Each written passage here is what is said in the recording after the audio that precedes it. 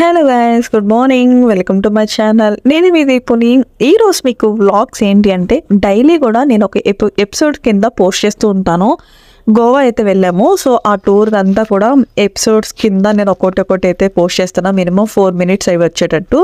ఎక్కువ లెంతీగా పెట్టేసినా కూడా చూడడానికి మీకు కూడా బోర్ అనిపిస్తుంది. సో అందుకని చెప్పి నేను డైలీ ఒక్కొక్క ఎపిసోడ్ కింద అయితే రిలీజ్ చేస్తాను. ఇక్కడ వచ్చేసి అందరం క్యాబ్ కోసం అయితే వెయిట్ చేస్తున్నాము.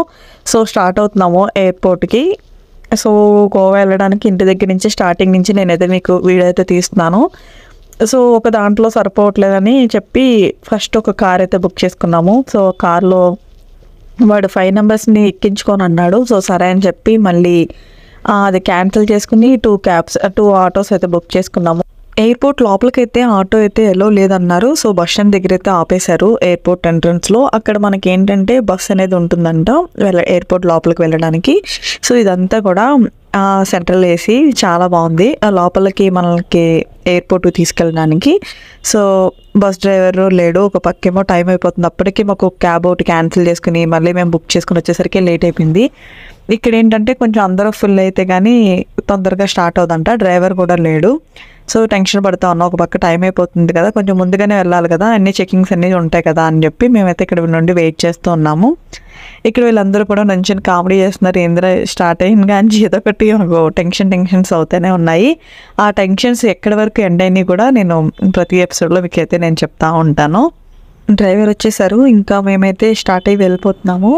సో ఎయిర్పోర్ట్ జస్ట్ 5 minutesలోనే రీచ్ అయిపోతాము దగ్గరనే. బట్ ఏంటంటే ఓన్ వెహికల్ ఉన్న వాళ్ళైతే పైకి వెళ్ళడానికి వీలు ఉంటుందంట. బట్ ఆటోస్ ఇవన్నీ అయితే బయట బస్ స్టాండ్ దగ్గరే దిగిపోవాలంట. సో మాకు ఇంకా షాప్ వచ్చేసింది. లెక్కి ఇలా దిగే లోపల ఒక 5 minutesలో వచ్చేసింది. సో మేమందరం కూడా ఎయిర్పోర్ట్కి అయితే ఇక్కడ రీచ్ అయిపోయాము. ఎయిర్పోర్ట్ అంతా కూడా మీకు చూపిస్తాను చూడండి. నేనైతే ఫ్లైట్ ఎక్కడం ఇది సెకండ్ టైము. సో మీలో ఎంతమంది ఫ్లైట్ ఎక్కారు, ఎంతమంది ఎక్కలేదు అనేది నాతో కామెంట్ సెక్షన్లో అయితే షేర్ చేసుకోండి. సో ఇదంతా కూడా నేను ఫాస్ట్ ఫార్వర్డ్లో పెట్టాను. సో అంతా లేట్ అయిపోతుంది కదా అని చెప్పి. ఇది వచ్చేసి శంషాబాద్ ఎయిర్పోర్టు.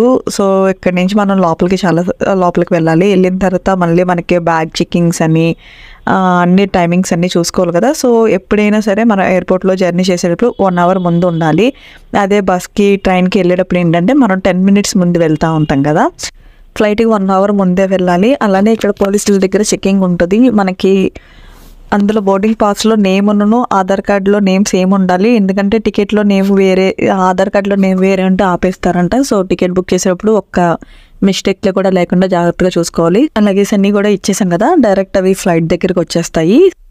మనం లోపల చెకింగ్ ఏంటంటే ఫోన్స్, ఇయర్ బడ్స్ కూడా ఉంచకూడదు. నేను ఇయర్ బడ్స్ మర్చిపోయి పెట్టేసుకుంటే మళ్ళీ దానికోసం అక్కడ వెయిట్ చేయాల్సి వచ్చింది.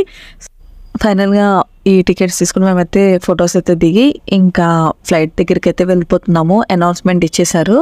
సో మేము ఫ్లైట్ దగ్గరికి అయితే వెళ్తున్నాము. సో ఫ్లైట్ దగ్గరికి జర్నీకి అంతకుముందు మేము వైజాగ్లో ఎక్కినప్పుడు అంటే మళ్ళీ వేరే బస్ ఎక్కించి ఫ్లైట్ దగ్గర తీసుకెళ్లారు. అది కాదు, డైరెక్ట్ చూడండి లోపలికి, ఫ్లైట్ లోపలికి ఇది ఎంట్రన్స్. సో ఇందులో కొంచెం వీడియో కూడా తీసుకొని ఇచ్చారు. అంతకుముందు నేను ఫస్ట్ ఎక్కినప్పుడు వీడియో తీయనివ్వలేదు. బట్ ఇందులో వీడియో తీశారు. నేను ఫోన్ అయితే అందులో పెట్టాను, బయట అంతా కూడా క్యాప్చర్ చేద్దామని చెప్పి. ఫ్లైట్ అయితే చాలా బాగుంది. అందరూ కూడా గోవాకి మన తెలుగు వాళ్ళే ఉన్నారు. సో ఫ్లైట్ పైకి ఫ్లై అయినప్పుడైతే మామూలుగా అరవలేదు, ఫుల్ టెన్షన్.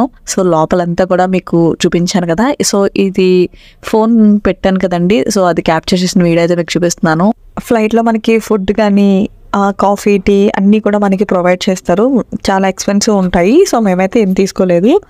సో ఫైనల్గా మేమైతే రీచ్ అయిపోయాము. ఇక్కడ అందరం దిగిపోతున్నాము. అసలు వచ్చినట్టు వెళ్ళినట్టే లేదు, చాలా తొందరగా అయిపోయింది జర్నీ. ఇదంతా కూడా దబోలిం ఎయిర్పోర్టు. సో శంషాబాద్ ఎయిర్పోర్ట్ నుంచి దబోలిం ఎయిర్పోర్ట్కి వెళ్ళాము. ఇక్కడ మేము క్యాబ్ మాట్లాడుకున్నాము. ఫుల్ రెయిన్ అసలు.